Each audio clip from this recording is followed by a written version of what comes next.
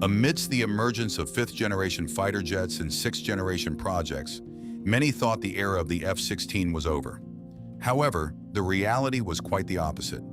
Turkey chose a different approach by undergoing a major modernization of its F-16 fleet to remain relevant to the challenges of modern warfare. This capability enhancement program was not simply replacing a few components, but a comprehensive transformation that affected almost every aircraft system. From radars and mission computers to electronic warfare systems and communications to modern weapons integration, everything was updated to meet the demands of 21st century combat. One key focus was avionics upgrades.